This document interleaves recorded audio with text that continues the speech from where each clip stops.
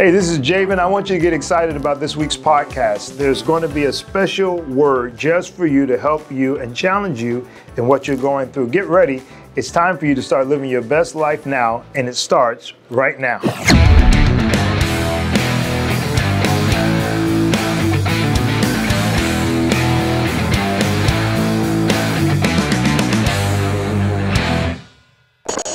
What's up, everybody? I am Javen, and this is Terrell Fletcher. So, y'all, this is our pilot show. And I came up with, I thought, a good title because I was inspired by a conversation that my brother had called The Bridge. Yes. So I want to call this The Bridge with Terrell and Javen. But listen to me. When I said that I had that idea, I got a certain kind of look from you. What's that about? Listen, this is what I feel like he's being a little selfish. We did not have a conversation about the bridge. I had a conversation about no.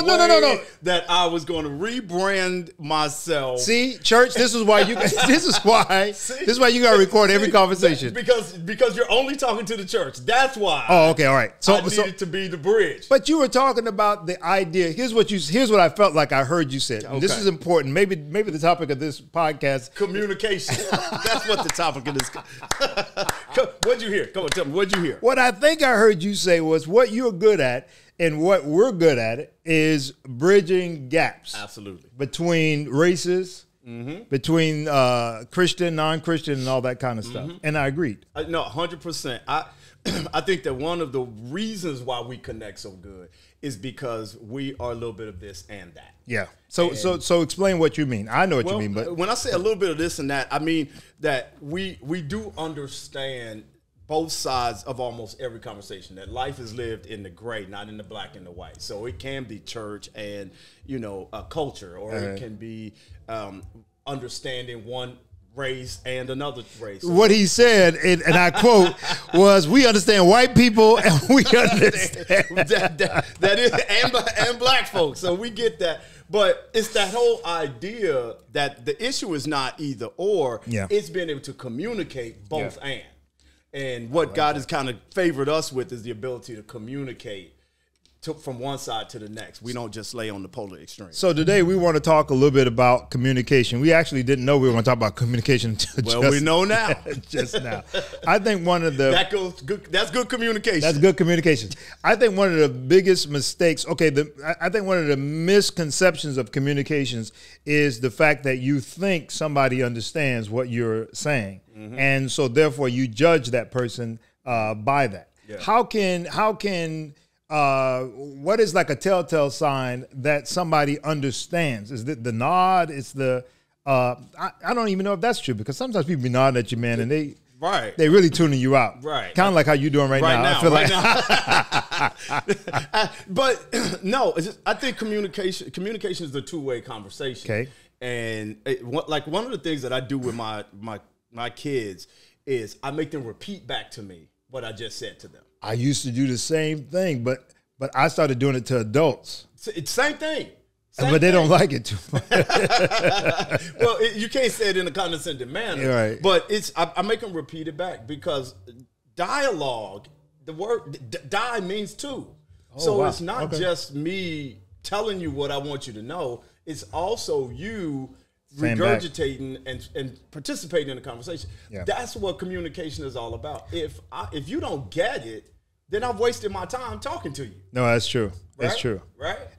Communication is it okay? So it's a dialogue between two people, but is it the opportunity for one person to state their case, you think, or do you think is it an opportunity for both people to state their case?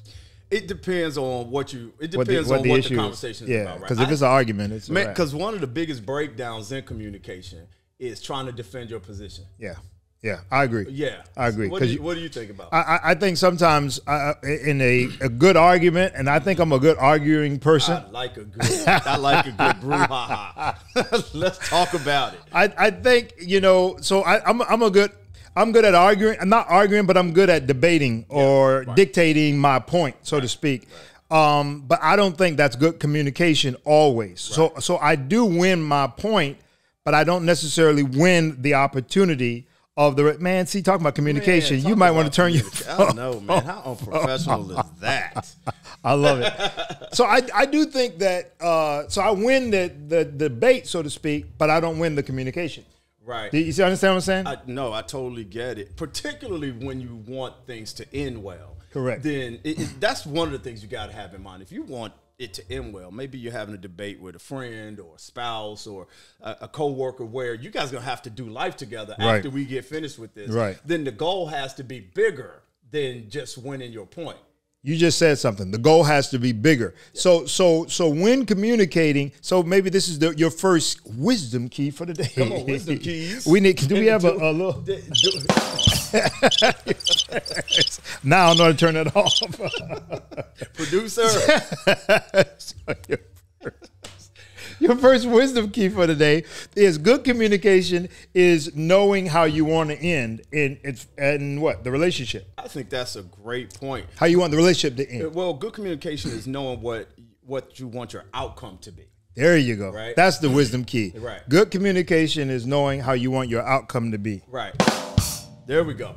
I think a second point about good communication is particularly when you want to preserve relationship is being mindful of communicating in a way that preserves relationship. That preserves relationships, which to me means understand how people hear words, certain words, or understand how people. No low blows, no insults. Yeah. Watch your tone, how you decide you. It's like if you want the relationship to end, you can't cut them low. Yeah. If you want to end up and be but like boys at the end of. But you know what? Like not even in just like people but just like in speaking to people in general. Yep. One of the things I don't like is when I'm just gonna go here for a second. When black people walk up to me and use the N-word. Right. Like I don't know you like that. Right. You know, now some people don't have a problem with that at all. But I personally like, you know, I'm not going to say I haven't used or people, my friends, but I'm just saying to me that's a term of endearment. If I don't know you, don't walk up to me. Right. You know. Right. Yeah. It's safer to approach communication with caution. Yeah, it's safer I think to so. do it with caution than lackadaisical, because especially if you're trying to preserve relationship. Again, if you don't care what's going to happen at the end, if they walk, they go, you're never going to see them again. Go ahead and give them a piece of your mind. Say what you're going to say. but are you giving people permission to cuss them out? I'm not saying you got to go that far, but I'm also saying if it's your brother, your wife, your husband, or whoever, you know that you don't want to have this conversation 5 times. Yeah. One, to deal with the problem. The next 4 times to deal with fixing how you made them feel in the conversation. Yeah. So go ahead and be mindful of that. Yeah. When you communicate. I feel like, okay, we didn't do this. Like I said, this is the pilot, so we're not organized at all. Take all mistakes for love, like they used to say in the old church. We'll be better in the second episode. So I don't know if we can communicate with them or not, but if y'all have questions or stuff like that, we'll try to catch it in the next show, or we'll try to catch it somehow. Can they DM us or maybe somewhere? So DM or let us know if there's certain things, I guess. In a few, you're going to have a Javen and Terrell podcast at DM Instagram here. Yeah. So you guys just hit us with some questions on the DM, and we'll try to get. And we'll try to help, because seriously, we're doing a lot of laughing, but seriously, we here to help on all topics. Yep. Because we talk about everything. This is gonna be a good podcast. I'm just some stuff. Yes, I don't even know. Certain that we're saved about, and other things. Y'all are gonna be asking, like, are they really pastors? That is serious, but that's where it's at, right? When they did a poll and poll young millennials, and asked them what they wanted to see from like church or Christendom or whatnot, it was gender equality, it was racial injustice, it was what was the other thing? Finance, financial empowerment, and then the fourth thing was it was like something about hope or love, like talk up. Right. So you're gonna get a lot of that, but in a real way. And we do that in our churches anyway. We do a lot of talking up and in our churches. But one of the things that the millennials have been given as an opportunity that we were not, and the generations below us were not, is an opportunity to speak. Yeah. And we've always wanted that. Yeah. Younger generations are not as concerned with heaven. And that doesn't mean that heaven's not a real topic. Yeah. It just means that they're at 20, you feel like you're far away from heaven. Yeah. So to have the constant conversation about it doesn't make scriptures applicable to their journey. Yeah. What they are experiencing right now are all the things that you just mentioned on that list. Yeah, life is coming at them very fast. It's coming at you very loud. Right. Through your phone, through your computer, through your TV, and just every which way. And then everybody's information in my day, you got ABC, CBS, you know, and then later on CNN and all that. But you didn't have YouTube. You didn't have, starting out, you didn't have YouTube. You certainly didn't have Instagram, Twitter, these podcasts and all kinds. So you're getting everybody's information forced upon you, and that's a lot. And when you have that, it's hard, I think, to find your voice, right? So on the topic of communication, how does one, I'll throw it to you and you can throw it back to me, or try to throw me a curveball and see if I cannot answer it, but there's not many things that I cannot answer. I'm gonna have so much fun. I'm gonna take that away. That's what we're gonna do. How does a person find their voice? This is a good question. Listen, you play football. I don't know if y'all know, but this is a former NFL buddy. This boy played for the San Diego Chargers.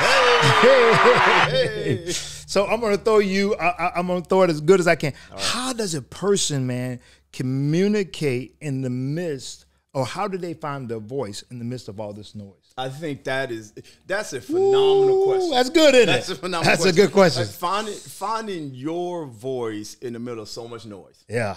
And part of it is going to be about the construct of the people that help you amplify your voice. That's real say that talk. again. It's the construct of the people that help you amplify your voice. I love that. Now, right? Do you know what construct means? What's the word? I can spell it, right. But I can't define it. I like that. I like the way that sounds. Everybody that has a voice, whether it's public like this one, or whether it's just public in their own, silo of life, right. Everybody has people that help them amplify their voice. Whether it's a mama and an aunt that repeats what you say, or a teacher that repeats what you say, or a whole audience that reverberates your voice. So how you build that is what helps you solidify your voice. Because right now, like what you said, everybody seems to have so many things coming at them that we're overstimulated. Yeah. Everybody's overstimulated. Totally. With different opinions. For as many voices as you hear, there's an opinion out there. Yeah. Right? And how do I formulate a voice that is my own, that honors my own sensibilities, that honors my journey where I am, no matter how mature or immature it comes out? It will be, to some degree, independent of trying to sound like all of the other voices out there. Okay, so you bring up something very important, because although you did the athletic route, I did the music route. Right. One of the first things I had to do, this is good. One of the first things I had to do, was get comfortable with hearing my voice back. Mm-hmm. Yeah. That was a real problem. Just, when I remember when I did my first recording, I didn't know I sounded like that. I didn't know that, that's what that was. I didn't know if I liked what I was hearing back. I didn't know what I wanted to change about what I was hearing back. So that was the first thing, getting comfortable. That's what your community and construct do for you. Yeah. Your community and construct, they say back to you what you've been saying, so you can hear, this is some dope stuff I'm saying. Yeah. Or you can hear, stupid. I need to figure what you just said was real dumb. but they're the ones that help shape your voice. Yeah. Right. And let me tell you, all you young people out there, that's something that you have to do in almost every season of your life. Yeah. You don't just get to a place where this is my voice and it's that's good. Absolutely. What you go through different things in your journey, different seasons of your life, different experiences you'll have, and you will have to regain your voice at another level. I don't even know if it's about regaining T as much as it is about finding or discovering or coming across something, a bridge. Yep. that you have not met before. Because I believe that's what it is. I think you get to, you know, some people call it crossroads or whatever, but you get to a bridge and you have to make a decision. Am I going to cross over? Am I going to take this journey? Am I going to move to that next level, or am I going to stay down here? A lot of people get stuck, I think, based upon, so let's talk about this for a second. Well, let me go ahead, because I want to ask you a question. Okay, go ahead. So I think real quick, a lot of people get stuck based on the communication of what they were only experienced in. So if it was a cussing household, or if it was a quiet household and we didn't express our feelings, or whatever the case may be, sometimes people hold on to that and hold that as a demigod, if you will, rather than saying, nah, God put me around people or a family or a wife that communicates, you know, or an environment that's safe to talk about issues without it coming back to hurt me. So that's a bridge for somebody maybe that you need to cross. So I think that's a great point. Let me ask this question. What do you think the number one, in your experience, what do you think the number one prohibitor of good communication is? The number one prohibitor of good communication? That's a great question. I would say that the number one prohibitor of good communication is the idea of what we see on social media, and that is to get people to like me, to get people to like us, to get people to like my opinion about something. All of us watching, right? Ain't a person watching me right now that want to say something that, but you don't say it because you know that it's going to cause you to maybe lose some friends, or you may not be as likable. So you hold back on a lot of stuff, and it's unfortunate, but it's in relationships, it's in marriages, it's with our kids. I was sitting in a meeting one time, a very influential meeting, and the keynote speaker, when they opened it up for Q&A, I'll never forget this. They asked the wife of the speaker, because it was like a couple thing. They were like a couple team, and they said, "What was the one thing you regret over the They had like 40 years worth of a successful company. What was the one thing that you regret? What's the one thing if you had to do all of it? Do you know that lady said the one thing I regret was not having the hard conversations that I knew I should have had from day one. That it would have saved us millions of dollars. That it would have saved us." Half of the people we lost because of letting somebody else just wreak havoc in our company. Wow. I believe that when you are trying to stay likable all the time, when you're trying to get that endorphins, they say you get endorphins when you see how many likes you have on. We all do. No, we all do. Yeah, you're not like, alone. Like, yo, y'all ain't like my picture. Speaking of, y'all need to like our podcast. Like the podcast. Or we're going to not be able to communicate as good. We're going to feel like we have to change what we're saying. I think that one of the big prohibitors to communication is not listening. Yeah, that's another good one. Like when people are talking, when communities are talking, when races are talking, what the other person or other side tends to do is while they're talking, the other side is preparing their defense. Definitely. Instead of listening, absorbing, hearing what's being said, trying to be empathetic to the moment. But it's always about defending. And I think that's immature. I honestly, I would say immature. I was definitely immature at some point in my life. Not no more, of course. You better.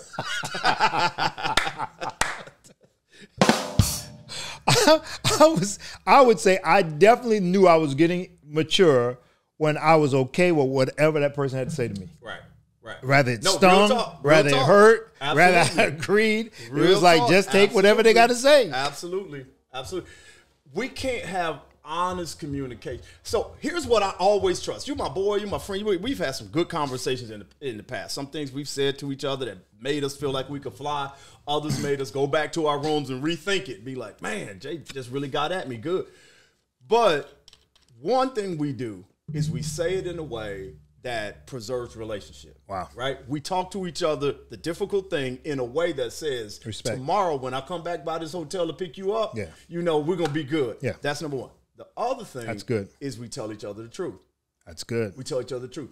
And the maturity is not just being able to hear when you saying, Fletch, you killing it. Yeah. But being able to hear you say, Fletch, it's time to pick your speed up. Yeah. Like it's time. Where's that next book? What we look and what he listening does is saying, I got like yes, I got chills just thinking about that. My God. But that's what listening is it's not just taking in the good stuff, but it's taking in the medicine that you need as well, and being mature enough to handle it. And say that he's not trying to hurt me. He's trying to actually help me. Yeah. And that's my friend. That's my spouse. That's my brother. That's my whatever it is. And we're going to move forward from this. I don't know how much more time we got. How long? 20 minutes. 20 minutes right there. Oh, is it right there? Yeah. Okay. And we only said 30 minutes, y'all. We're not going to keep y'all all night. This is not church. This is a podcast. I'm about to close. No, I think, what did I wanted to say? There was a thought I had about what you said. There was something you said that jogged the idea of here's what I wanted to say. People that love you. Now I know you've heard this before. You've heard it in some type of way, but I really, really believe this. People that love you are going to tell you the truth. Amen. They're going to tell you the truth. People that, I'm not saying they don't love you, but I'm just saying they don't love you enough to tell you that. Now, I felt the whole... I ain't saying they don't love you, but, yo, I don't think... Because if you don't love me enough, if you cannot tell me, the real deal. Yeah. Like you said, you slowing down, you're getting sloppy, you're gaining weight, whatever the case may be. And then I don't love you enough if I can't see that what you're saying is coming from a place of truth. Yep. And let me add to what you're saying, because I didn't realize this podcast was going to be so. I want to add this too. No, seriously, we did not prepare. He looked at me. He was like, "What are we gonna talk about?" I was like, "I don't know." Turn the cameras on. It's time to go. But we need to do this all the time. All the time. We finish conversations and be like, "We should have had the camera." You're right. We should have recorded that. Exactly. So that's how we got it. Let me add some food to what you just. Let me add a side dish to that meal you just gave us, because when it comes to communicating difficult things, I want to talk to my people pleasers, because I'm a people pleaser. I want peace in the room. I'm a bridge builder. I want everybody to leave with a win-win after every disagreement, every argument, every deal that's made. I want it to be win-win. And this is how much and how I learned the value of love, that being a people pleaser on one side can be a great thing when it deserves it. Yeah. But on the other side of being a people pleaser, it can be very detrimental, because it makes it difficult to have the hard conversations with people. Wow. And this is when you talk about loving somebody, I have to get over my idiosyncrasy of being a people pleaser to tell my friends and the people that I believe in a lot the tough thing. To have a tough conversation with. I have to get over that. Yeah. I have to pray about it. I got to run it past my wife. How you get myself together, and then it's like, okay, Jay, let's talk. I need to. So if I've ever had a conversation with you that was a difficult conversation, or what I like to call a courageous conversation, if I've ever had a courageous conversation with you, I had to get over the fact that I wanted you to like me at the end of the conversation, so that I could give you something that's meaty. You didn't like my answer earlier when I said that, but I told you that's the reason why. That's the most difficult part. That is difficult. Positive communication is wanting people to like you. Absolutely. And I'm guilty of it. I'm not even a people pleaser. I'm a confronter. I'm an extrovert. All right. But still, that's hard for me. But it can so I can only imagine what your situation. Yeah, but it can be done. It can be done. It should be done. It should be done. Yeah. If you love somebody. Yeah, I agree. Don't watch them drown saying you're doing a good job. Yeah. You're failing. You're doing a good job. This is amazing. And you watch the house is getting taken, the car is getting taken, the people that love them are walking away from them, and you're telling them it's everybody else's fault. And I'll tell you something. And I'll really help you. It doesn't mean, even if you are having to say something difficult, something quote unquote negative or whatever, I don't even want to call it negative, just something that's going to help them, whatever. Hold on. Everything difficult isn't negative. There you go. Just because it's tough doesn't mean it's negative. Just because it's tough doesn't mean it's negative. And even with that, you don't have to have, I think where we make a mistake at is sometimes we prepare a conversation to just speak on the point of something that's tough. And I think that part of being mature, or part of getting seasoned and communicating well, is learning how to mix the good with the challenging, and flip it back and forth, so that, because nobody can just take you know, So make sure that you are giving breaks of accolades, and don't, we're going to go here for a second.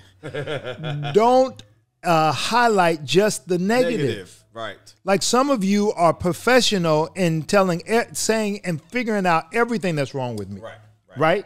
Ain't got nothing good. What in the world? I worked with some people before, and it hurt me to this day, man, that once I left, when I found out when they were talking about me, the only thing they could talk about was the negative stuff. Yeah. And I had done the positives way. It was just like crazy. Like Nick, I almost said it. You good. That's the best. Like what? Right. Like I did this, and this is all you can. So I just think sometimes, as far as that good communication is concerned, you have to come into the room or come into this space with saying, what do I like about this person? Absolutely. What has this person done that's great? How has this person positively impacted my life? That's conversation 101. That's conversation 101. If you're trying to foster a relationship, maintain a relationship, let's say it's somebody, a young lady you want to date, you don't start off by saying your shoes are scuffed. You know, you start off by saying, hey, that's a nice dress you're wearing. Hi, my name is Terrell. However it is you want to approach it. Yeah. And our friends and our loved ones deserve that same kind of courtesy when we have to tell them difficult things and reminding them and affirming that you're my guy, I love you, I do want to talk about something. Right. But it's important to know how I feel about you in the midst of all these things. There is an art to conversation. Ooh. There is an art to conversation. And right now, in the world of just blab it and throw it out there, nobody takes their time to make sure so you just so you just set yourself up for the art of conversation game. So I wish I had some. Just make a game up right on the spot. Listen, man, I'm the producer, the pastor, the singer. Ain't nothing I can't do. All right, except throw a football. All right, so I'm going to ask a series of questions, and I need you to give me your best answer within 5 seconds. All right? Go for it. Is it okay to ask a person on the first date, where are we going? No. No, absolutely not. Number two, we're going to a second date. If this goes well, that's all we need to know right now. Is it okay? Is it okay to say I don't like where I'm at? I don't like, if you're on the first date, is it okay to say I don't like this food or this is not good for me? Yes, it just depends on saying it in an honorable, respectful, I thank you and appreciate you trying way. Is it proper to say to a person in church or in a public setting, your breath stinks? Let's go. No, I gotta smell your nasty breath. Jesus. If you're friends, you owe it to me to tell me my breath stinks. This is the art. If you don't know me, leave me in ignorance. Okay, we have a follow-up question. Since this is the art of communication game, what is the best way to tell somebody they breath stinks? You pull them over to the side and you tell them. I've done it. Hey, we need an example. How do we know? What sound is this? Hey, man. That's funny. We were just overseas, man, and there was a guy that was one of our guys, and he had a boogie coming out his nose. Oh, right? That's a difficult one. Man, everybody's just letting this man go on. Yeah. He's serious and having a conversation, and I just, I don't know. I may cow it out. I think I might just let that thing let me tell you what I did. Let me tell you what I did. I slipped to the middle of the crowd, and I got his attention, and I was like, and that's what I did. And he grabbed his napkin. He got it, right? Didn't embarrass him. Let him do it in this. So I would do the same thing when it comes to. So what is the universal sign of breath stink? Yeah.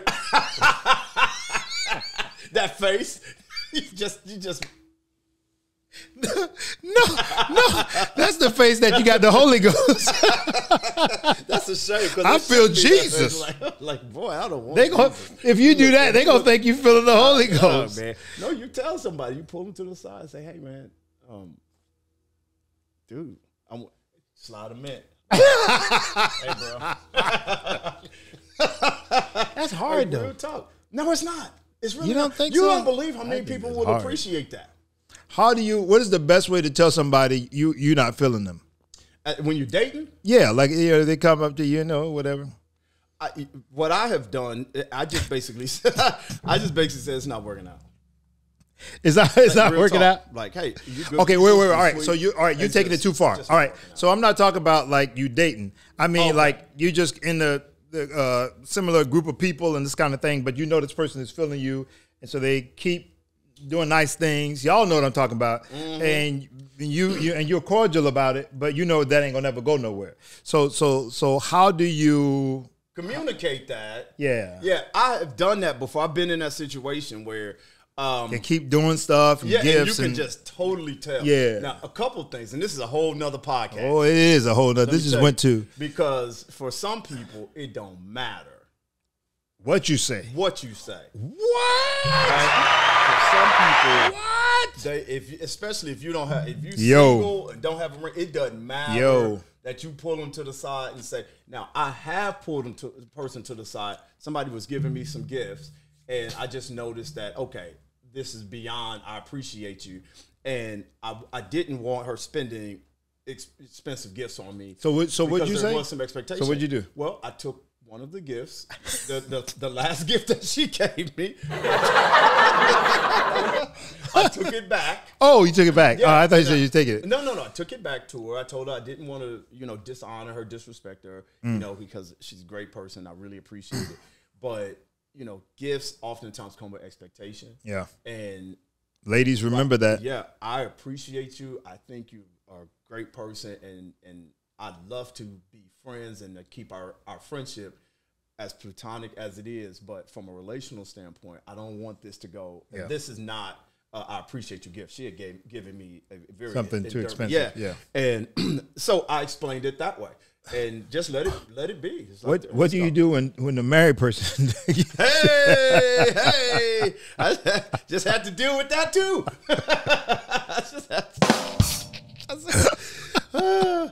Yeah, it's a jungle out there. People, listen to what I'm saying. Go there. Go there. People, listen to what I'm about to tell you. I wish I had an organ music to play while he's talking. Married people, when it comes to relational things with somebody that you're not married to, you have to be the clearest you've ever been in letting somebody know that this is not going to happen. Right? When I'm talking about, don't worry about feelings, sparing. You got to be clear. Black and white line, don't do me like that. Don't even get into the scenario, right? Don't play me like that. You do it again, I'm going to blast you. You do it again. Don't be liking all my pictures. I'm sending everybody. Yeah. Javen, man, I'm having a good time with you. Yo, I'm glad we did this. Crazy. Me too. It's going to be good. Love it. All I did was came down here to preach, and next thing I know, we got a podcast. Love y'all.